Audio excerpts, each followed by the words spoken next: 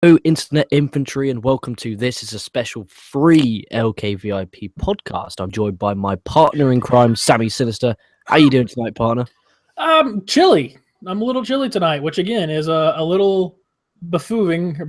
I think I just make up a word. I think I just made up a word. It's a little weird for folks that know me because I'm never fucking cold. I'm like half polar bear, so it must be like subarctic down here in my basement. But otherwise, I'm doing pretty good. How about yourself? I'm hungry. If we're making up names for countries that relate to something, I'm hungry. Now listen to this for proper English before we break down the show. Literally, because I told you what I'm setting up in a minute, I made myself some crumpets. Isn't that as English as you could get? I'm just off the bat of some crumpets. Like if we're just gonna go for stereotypically, you should be like, I'm gonna have some crumpets and some tea, and we're gonna toast to the king and drink bandy and listen to fucking the funeral march of King Perry by Henry Purcell, and I'll be over here like, Roll Tide, America, Bud Light, NASCAR, woo! Roll Tide, and just watch. I'll just watch the views fucking drop. I'm not dealing with this bullshit. Yeah, well, this is your weekly TNA Impact Wrestling review. Do you give this show a win, loss, or tie? It's never. You'll get to live comments at the end. What do you give it first? Now, this is an interesting one because I watch Impact every week. This is Sammy's first proper time. He's kind of hit the reset button. He's going to be watching a lot more weekly pro wrestling because of the VIP channel. I want to grow that. Subscribe now. So, what do you give this show? I think I'm going to give it a tie. I think I'll give it a See that? Is this a strong or is it a weak one? It's really, I'd say it's a strong tie. Like the show, you have a bad taste in your mouth going into things and what you would expect and from what you've heard from everybody. But so I had to block all that out. And I literally had to sit for like a good 2 or 3 minutes by myself, just looking at a blank screen. I just washed my mind out and I went, okay, I'm just going to watch this as somebody that's a wrestling fan and wants to do wrestling reviews. And if you watch it as that, it's not a terrible show. It's pretty good, honestly. So, I mean, it had some big hiccups, but I mean, I enjoyed my time. And before we break it down, the commentary, do you agree that Josh Matthews and the Pope need beheading? They're terrible. Josh Matthews is god awful. It weren't good. And I don't know if they were that bad or we're just coming off a Lucha Underground high where Lucha Underground, I think, has the best commentating team in wrestling. Might have been a little unfair, but it wasn't good. I would prefer Michael Cole. Legitimately, I would prefer Michael Cole to Joshua. Literally, when I meant chop his head off, I only meant it so I didn't have to hear him talk again. But there we are. And also, before we go, the ring makes a lot of noise. And it's a bit hard to watch sometimes. Yeah, we were talking about that beforehand. Dude, that ring is mic'd to fuck. They've got a hardcore system set up on that ring. It was loud. I came up with a solution that could be a solution, is that the reason why it is because of the way the boards are laid, that it makes a bit more of a noise, because obviously it's a 6-sided ring, so the boards aren't straight, they're at an angle, because obviously you've got to fit them all in. So maybe that's the reason why, and they're a bit crooked, maybe they make a bit more noise. Mm-hmm. Must be. Maybe. There's no telling. I mean, it's also a smaller venue, it's a little more of an intimate crowd. There's a bunch of different things. Who knows? Yeah, just chill out on the noise, please. Please chill out on the noise. So we start off with the world champion, Lashley. He comes out. He calls himself the greatest wrestler on the entire planet. Aaron Rex, the Impact Grand Champion, he comes out. Rex says he's the Grand Champion. That makes him the man. Lashley says basically that title means shit. And can wrestling companies, for the loving God out there, can they stop saying belts mean nothing? Please. You're giving the conception that they mean nothing. So why bother paying to watch them fucking be defended? Hate it. Never do. I had that in my notes. I was like, LK's going to get pissed. I figured you were going to get upset about that. And because I'm new to this, those two belts, I kind of like that they're trying to make them equal, but it was like one high. Like, explain to me the belts. Right, so you got the World Championship, which is the world title. Then you got the Impact Grand title, which is a new title, but it's defended in those rules. Okay, so yeah. It's kind of... It just depends on how you look on those rules. Will depend on how high you evaluate the belt. And then you got the X Division, which is the cruiserweight, tag, which is tag, knockouts, which is women. Okay, so if you kind of like it, maybe isn't what you would consider like an intercontinental U.S. title, but in that same kind of realm of possibility. Yeah, you could put it in that. It's like the upper mid card, but main events can have it. That makes a little more sense now. Gail Kim comes out. Gail kind of gets one of the loudest reactions out of the lot. She says the women are changing the business. This has said so much I roll my eyes. Broken Matt, Rebby, and King Maxwell comes out. Maxwell's in Matt Hardy gear.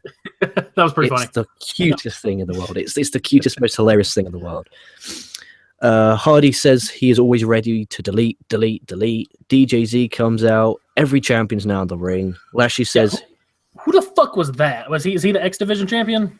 Yeah, he was Zima Ion, but now he's DJZ. So every champ's in the ring now. So Lashley says he's basically got a fight to prepare for. I'm taking some time off. Billy Corgan comes out. Aiden O'Shea is the jabron next to him, who's his like new security guard. Okay. And then Corgan says basically all of you are in action tonight, and Lashley, you are defending your World Heavyweight Championship against one of 3 options. I love Billy Corgan. Okay, I'm not a fan of Smashing Pumpkins. I just like a few of their songs. Same here. I didn't like the promo. I didn't like his cut. He looked really nervous and really like shaky, like really fucking shaky. But I'm gonna give him time. That's one of his first times doing this. We're gonna give him some time. You know, it doesn't just come like that. Gonna give him time, but I'm loving how he's promoting this. Like he's literally going around and saying, "Look, when I buy this company, I'm not expecting it to, just click straight away. It's going to take time, but in 20 years, he wants it to be financially successful so that other people can come work for him.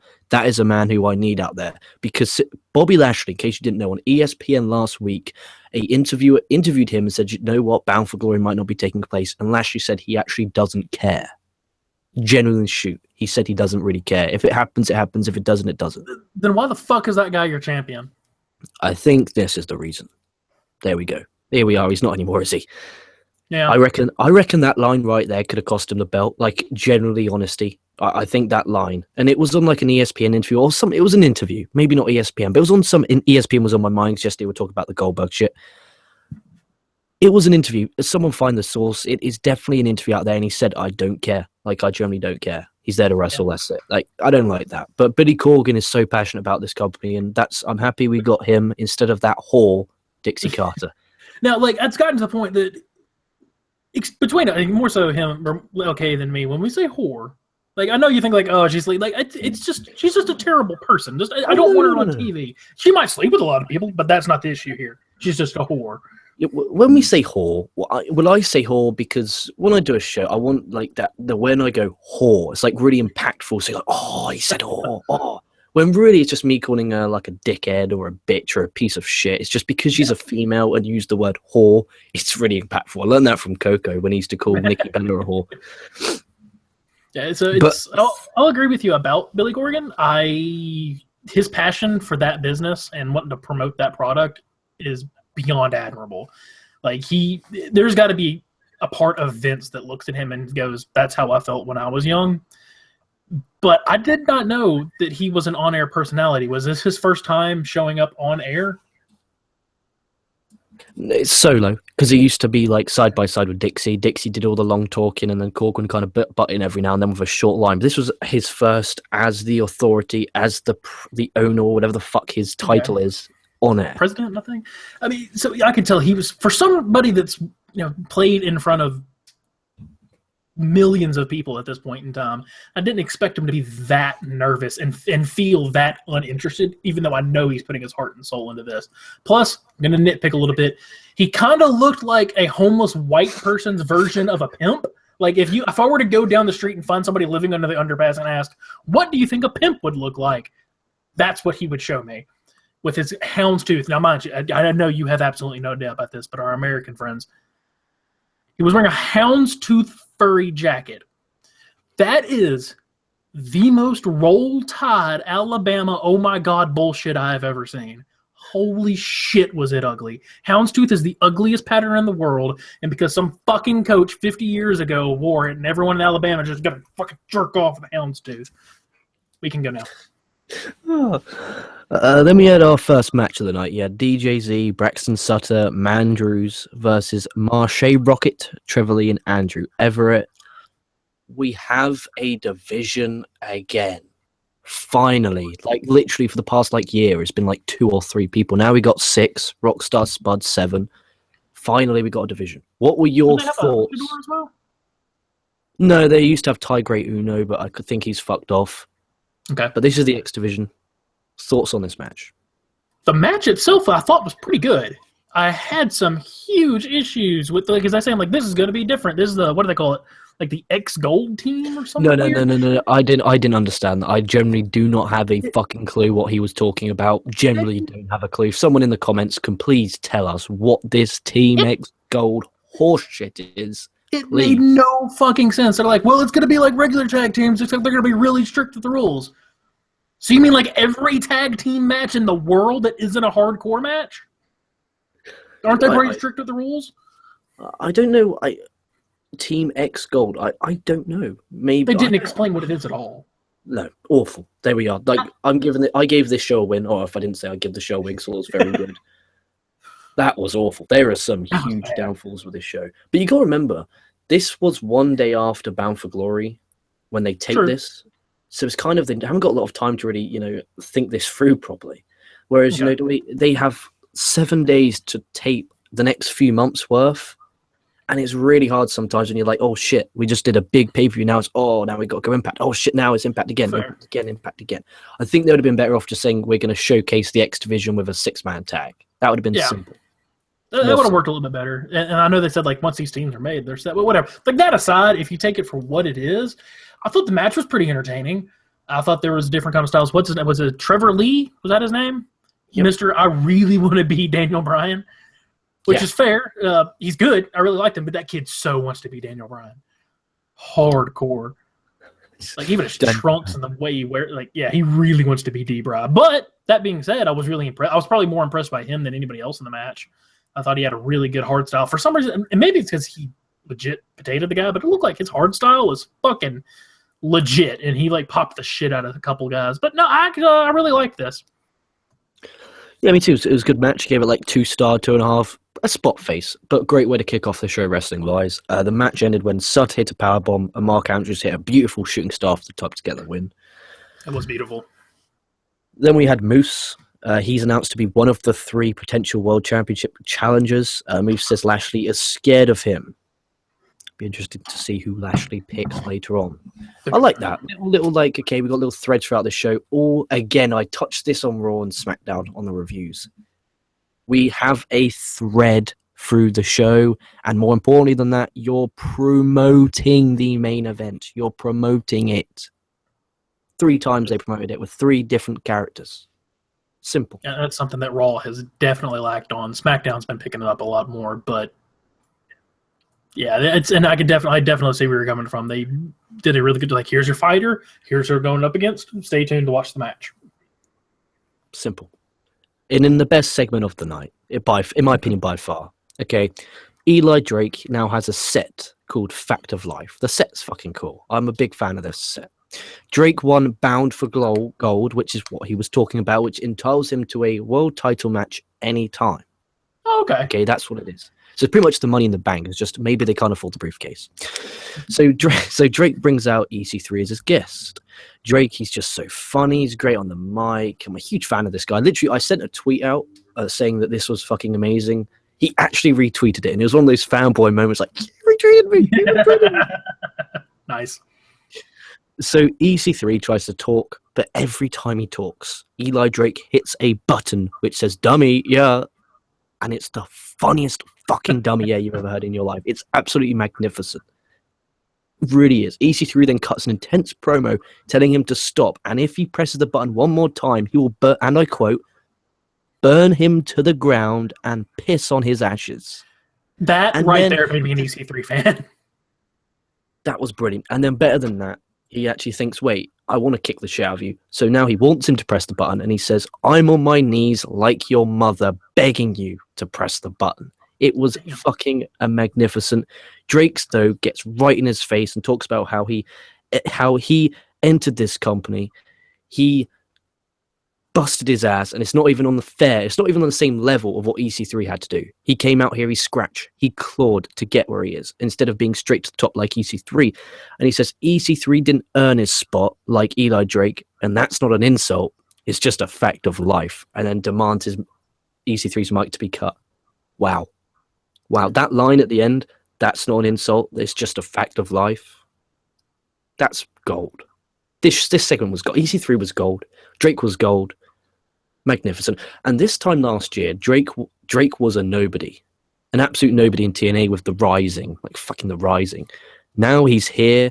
He's pretty much number contender for the world title. In a program of EC3. And that segment just elevated him very high in my eyes. He could be one of my favorite pro wrestlers on the planet right now. Generally, that's how serious I am. He looks great.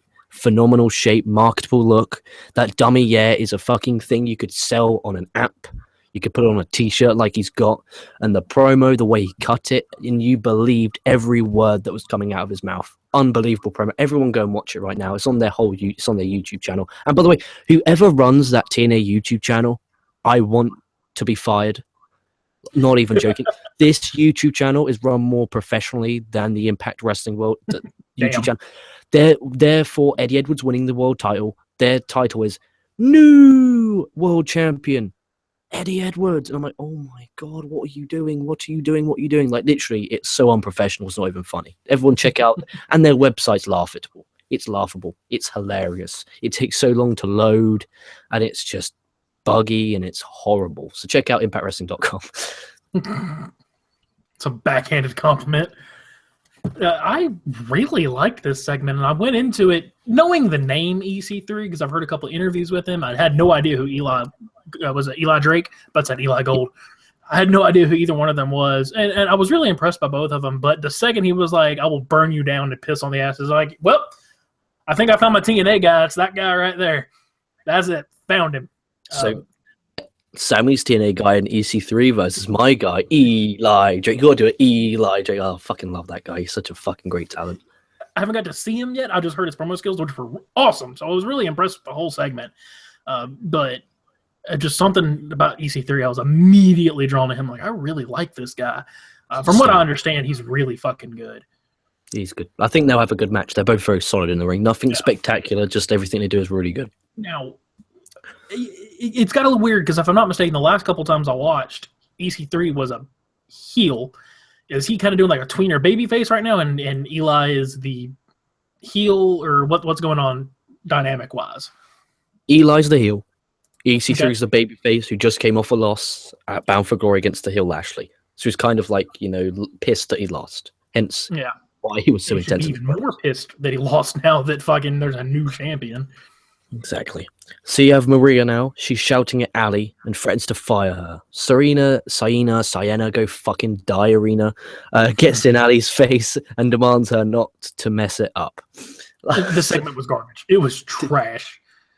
Maria has no talent in the ring. She overacts a little bit. It's a bit cheesy the way she acts. And I said earlier on, and I talk about this a lot, believability. I don't believe any word that comes out of Maria Kanellis' mouth. Not one word. At all. The only notes I have on this are Sienna, or like I put a couple names and I said garbage, get in the trash can. And right underneath that, a circle to Sienna's name that says future ex-wife material. Eddie Edwards is now the second potential challenger, and Eddie Edwards begs him to pick him. And there's a guy in the crowd who keeps shouting, "Vote Trump."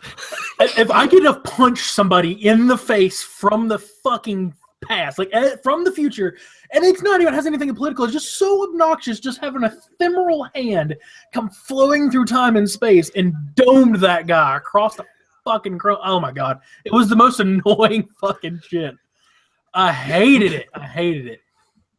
So Eddie, what's your thoughts on challenging tonight?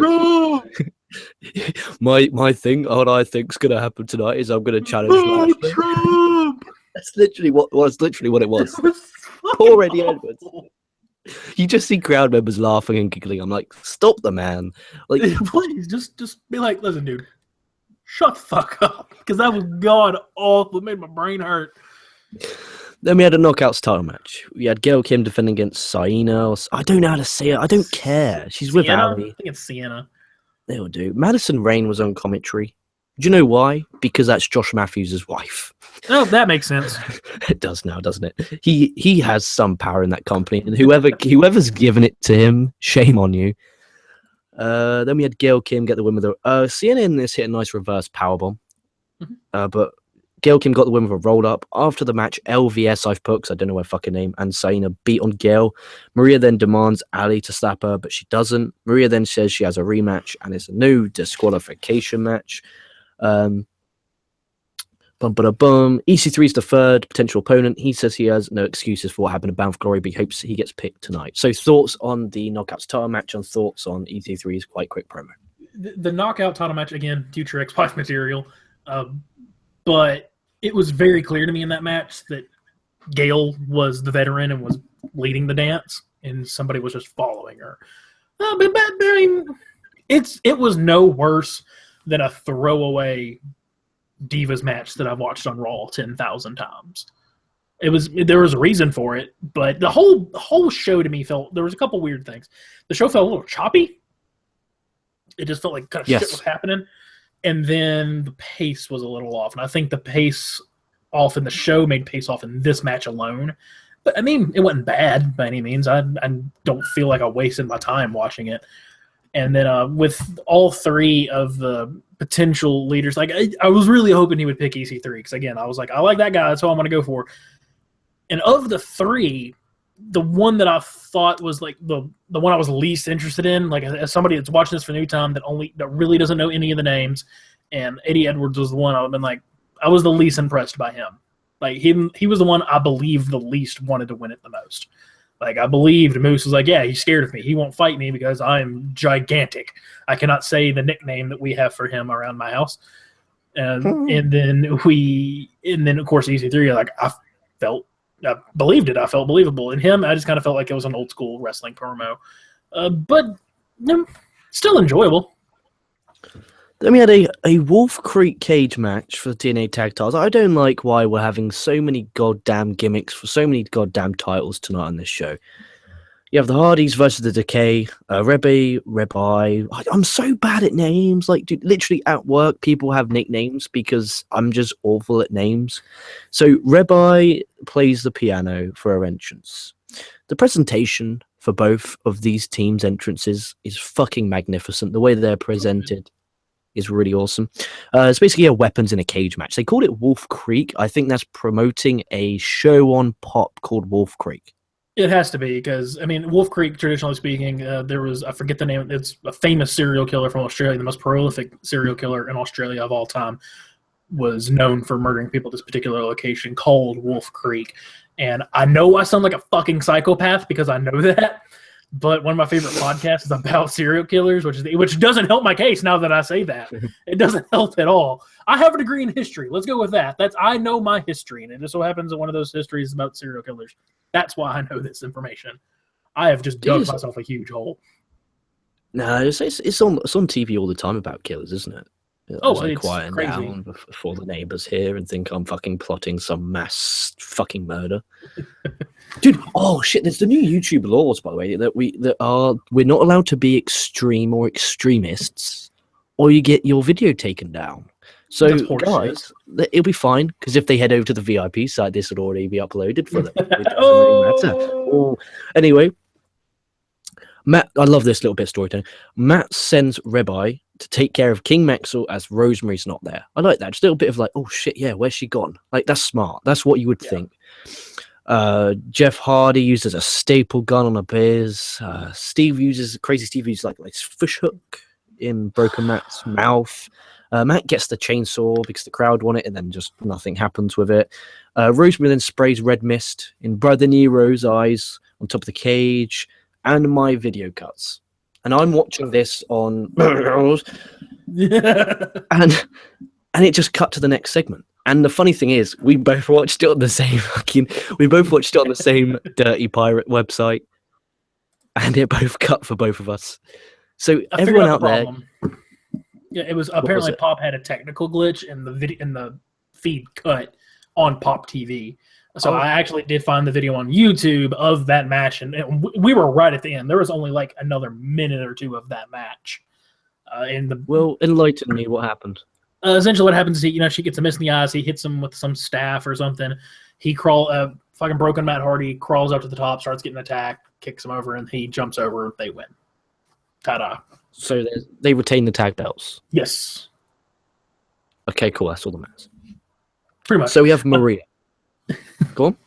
Go on. Just about that match. The match was, I hate gimmick matches, so I wasn't a huge fan of it, and I don't like the Hardy, so I wasn't a huge fan of it. Abyss, however, gives me hope that as a 27-year-old out-of-shape white guy with a son, that I could still be a pro wrestler one day. Like, there's a glimmer of hope when I saw that. I'm like, he's a fucking pro wrestler? I could do this. I could fucking totally do this. He was ripped at one time. Like 10 years ago, the guy was ripped. Yeah, not no more. That shit Not no more, son. Not no more. And then we have all the names that you could have, all the wrestling fucking names that you can come up with, and the best idea you had, the one you're like, that's what I want people to know me as. That's the thing I want on T-shirts. That's the thing that I want people to chant. Is Crazy Steve. It's original. Bless him. That is the worst shit I've ever heard. And it's not original. It says he totally ganked that from an online comic book guy who was reviewing All-Star Batman and Robin Part 1, and he was like, because the writing was so bad, he's like, this isn't Batman, this is now Crazy Steve. And he totally ganked it from that. I'm willing to put money on it. Well, speaking of money, Cody Rhodes comes out with Brandy Rhodes. Good for Cody, good for TNA. I like it a lot.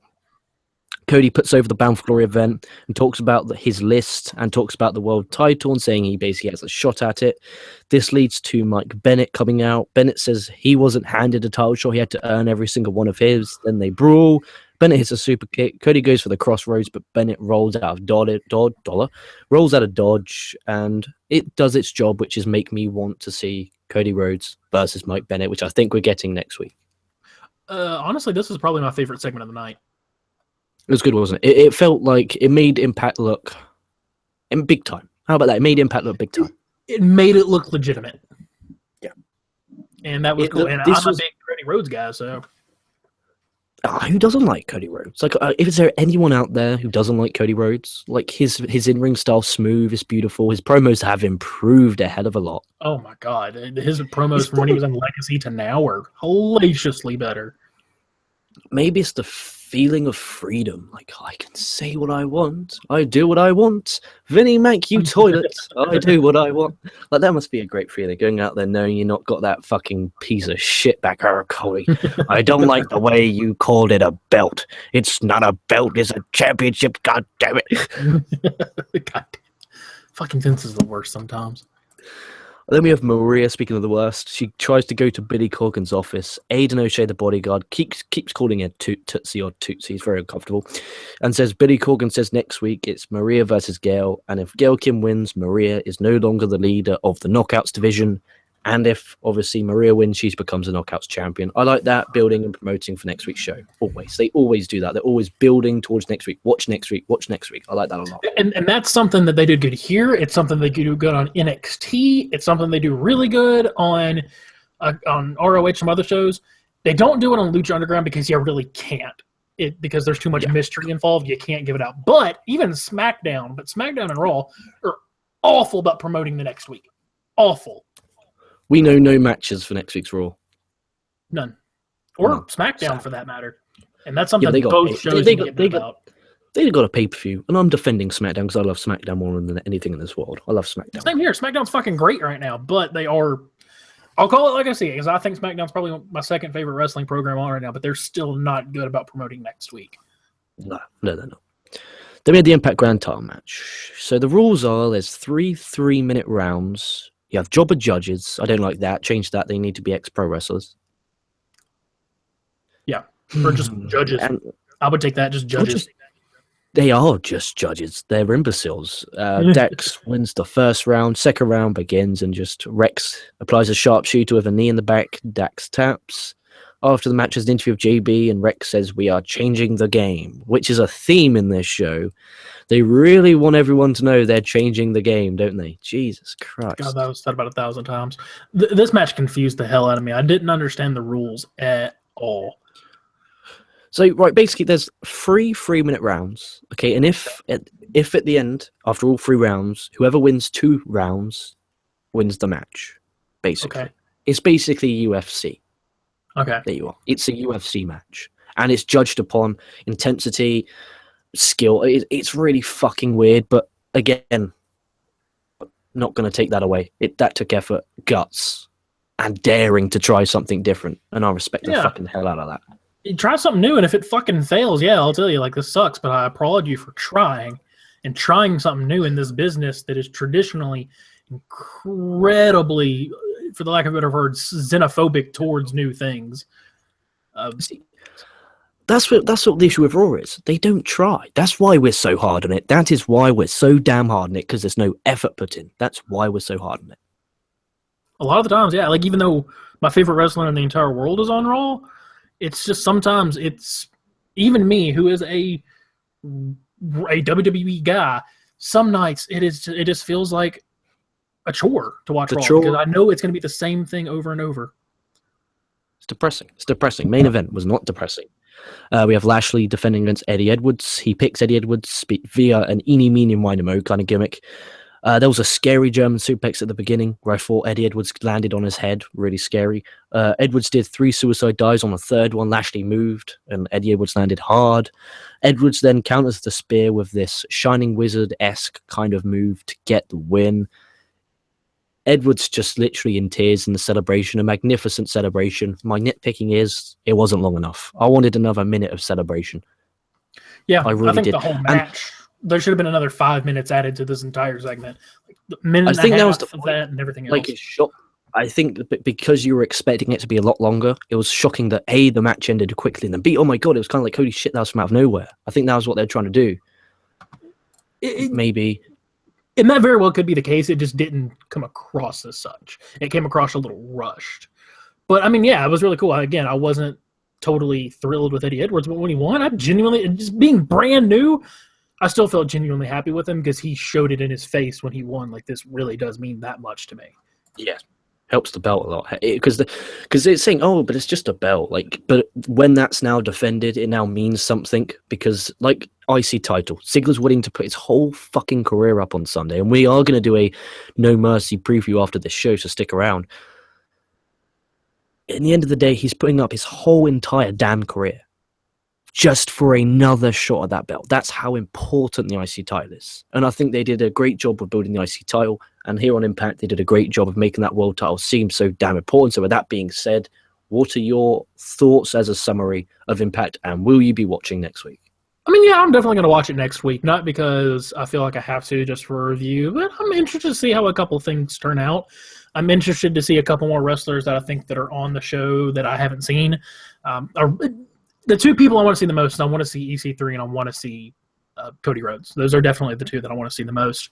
There is a couple people that, again, Il Tigre Uno, or whatever his name is. I think he's still there. Maybe is he injured? Maybe. I would check the website, but their roster isn't up to date, so I'm not going to waste my time. Like, Austin Aries is still on their roster page. Oh shit! They might want to get up on that. And Tyrus, I know he was another one. Oh, dude, he's a sack of shit. He sucks. Like, I just didn't see him, so I know they were really high on him. I hope they weren't high because he might have violated wellness policy. But with that being said, we can get to some live comments for this show. That's where it gets all loosey-goosey. Loosey-goosey, that's a great shout before people start leaving.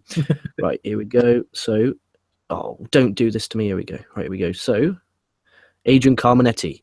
Eddie Edwards versus Davey Richards, like the match they had at Best in the World 2011. Oh my god, that was such a good match. Oh, if that actually happens, if we get Eddie Edwards versus Davey Richards, I'm going to come in my pants. Literally. You're going to get naked after this match, and I'll come in my pants. Okay, well, shit, it's thrown down. If this match happens, apparently I'm just going to get naked. I hope to God I'm not at dinner and, like, not watching this match, and I'm just sitting there, and, like, that little thing in my head goes off, and I'm like, just, man, arrested today for public nudity. Eddie Edwards should win the Cruiserweight Classic in 2017. That's from Ole Sammy Ole. Maybe. I'll just see how he does in TNA first. Let's just see how he does. Adrian Carmenetti confirmed earlier on that Tigrino is injured. Okay, cool. Gary North puts Gail Kim deserves a Hall of Fame entry. She is best. She is a beast. WWE wasted her. That's very true. I think WWE did waste her. Do you remember she eliminated herself from the Battle Royal and then got fired? That was so funny. I don't remember that. That might have been when I stopped watching for a while. Ole Samuel Lay puts, don't forget to buy the Dixie Carter toy. Oh, I don't want to know what that is. Oh, yeah, because we called her a whore. That's probably a joke. Or does she literally have an action figure? Because that would be fucking awesome and the stupidest fucking thing I've ever seen. We'll be like, oh, Oh. Dragon Rider 951 puts, did I miss the Great War talk and the rematch last night? I loved Bot, especially both, I'm guessing, especially the Great War. The Great War was magnificent, and I can't wait till you start seeing these Matt Hardy and Brother Nero's vignettes, because they're fucking special, and I'm looking for, hopefully next week they do. I kind of hope that they do, not on like the cheese ridiculous out there factor that the final deletion stuff has had, but I kind of hope that they take this and do it with some more of their wrestlers, because clearly they got a lot of this from Lucha Underground. I don't know how hard I am on that, but I would like to see some more vignette stuff like that with some other wrestlers. That would be awesome. That would be awesome. Dragon Rider puts, the feed fucked up for my TV too. I thought it was just my TV, but good to know it wasn't. Yeah, it was. I watched on a I don't know. I think you asked me to send you the link, so yeah, guessing you watched on there too. Apparently, it was Pop's feed, because I went and read what happened, and they said, yeah, Pop's feed died, and they went to a quick commercial while it was airing, and that's how that happened. That's all I got to say about that. Wow. LA puts, it's pro wrestling. All good material was stolen. That's true. Yeah, everything's been stolen. Fair. Everything will be.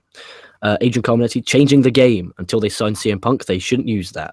Let's face it, they're never going to sign CM Punk. CM Punk will never step foot in a wrestling ring ever again. And if it is, it ain't going to be a TNA one. It's not going to be a TNA one. That cocksucker is so full of himself that he's pretty much written in, because he thinks he's too good to go back to ROH or New Japan, despite what the Pipe Bomb promo said. He won't go to any of those places. He's going to laugh at TNA, and he's not going to go on to WWE on principle. I will fucking punch myself in the dick. I'm making that note right here. Everyone watching, okay, if he fucking steps foot into a wrestling ring ever again as a wrestler, I will get on the show and I will punch myself in the dick. Samuel A puts, changing the game. How about stop hiring W mid-card talent and act like they are main eventers on Impact? That's nasty. True, but nasty. I like the Cody Rhodes signing, because Cody Rhodes left on his own accord and to choose TNA. So I kind of like that. Like, that was Cody's choice. It's not TNA signing. It's, they're being good business, and they're like, and Cody Rhodes. They're grabbing. I mean, I feel like Cody Rhodes could be a main eventer. Like, I feel like he is a main eventer. He's got the prestige. He's got the swag. He's got the swagger. I don't mean swag like fucking 14-year-old white kids. Swagger. He's got the talent. I mean, I feel like, yeah, he's a main eventer. And he's a person, him and Damien Sandow, I think could have been big in WWE if they just got given the chance. And luckily, they get the chance in TNA. I agree. Victor Varela puts, I don't mind other companies wasted talent on Impact, but they should get more exhibition talent. That I do agree with. And they're definitely going to have to do that with the Cruiserweight Championship and the Cruiserweight division over on WWE making so many waves. Now is the time to jump on more X division talent, which, mind you, the little bit I used to watch TNA way back when you had your big X division title, like the matches of the ages, Christopher Daniels, AJ Styles, Samoa Joe. Samoa Joe was considered a X division because they didn't want the X division to just be cruiserweights. They wanted it to be something different altogether. No limits, wasn't it? No limits. No limits. So you need to introduce more cruiserweights and more people into the X division without making it feel like, oh shit, WWE's doing cruiserweights, let's get up on that. Yeah, that's the thing. The people will say that they're just copying no matter what. Yeah, if they can find a way to do it, it's going to be hard. They've got to find a way to do it. Just slowly introduce. Yeah, fair. Dragon Rider puts, have you two heard that WWE wants to pick up the Broken Hardys? Can we all agree that it would suck in WWE? Yes, they would demolish this story. And the way they'll be presented would suck. The way they'll be promoted would suck. It wouldn't be great. They stay in TNA, Hardys, please. I don't want to see you ever again as Matt Hardy or Jeff Hardy anywhere else. Like, I like you as Broken Matt and Broken Brother Nero. I hate you as the Hardy Boys. The Hardy, I can't stand them.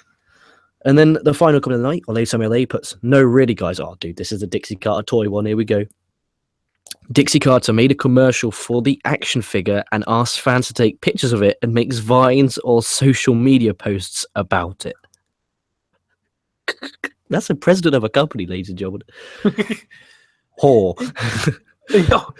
Yeah, that is the dumbest idea I've ever heard. Like, Jesus Christ. I bet that what people did just fucking keeps her awake at night. It has to. Oh, dude, that's so embarrassing. Like, our leader, Dixie Carter, she's telling fans to take a picture of her action figure. Unbelievable. Well, yeah, there you have it, guys. Nearly our review for TNA Impact Wrestling. Will be back very shortly with No Mercy 2016 preview. Also, might need to hold off on the preview because I've actually got to run and take care of something real quick that I just got a message about 5 minutes ago. Is that cool? How long? How long? It's probably gonna take a little while. I got to run to my work and essentially run back, and it's probably gonna take an hour or two.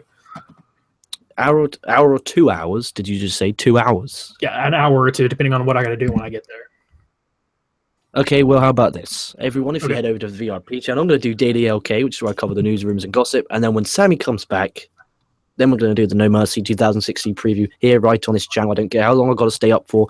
I have some fucking energy drinks here that can keep me going. We will be doing a No Mercy 2016 preview tonight, because damn it to God, I want my day off tomorrow. I'll tell you what, let's go ahead and do it live. Let's just try and keep it a little shorter, and then I can run out there. What do you mean? No, wait, you go. I'll record Daily OK for VIPs. Then when you come back, we can do the No Mercy. You sure? Yeah, because I don't want to rush it. This is our No Mercy 2016 pay-per-view profits. These are delicate baby boys. So that being said, thank you everyone for watching. Subscribe to VIP. The link's in the description box below or on the page right here. It's lkvip.podbean.com. It's 99 pence per month. You get double the amount of content. Also, you'll be able to listen to every single KocoSports show that I'm a part of, that Sammy's a part of, on a mobile app, which you can download and listen to at work, when you're on the toilet, when you're having a wank, preferably not over the show, but listen to it. Also, check out Dave Koco's books. Operation Freakshow is fucking magnificent. Also, check out KocoSports.net. Stay safe, stay well, fuck the clowns. We'll be catching your asses down the line.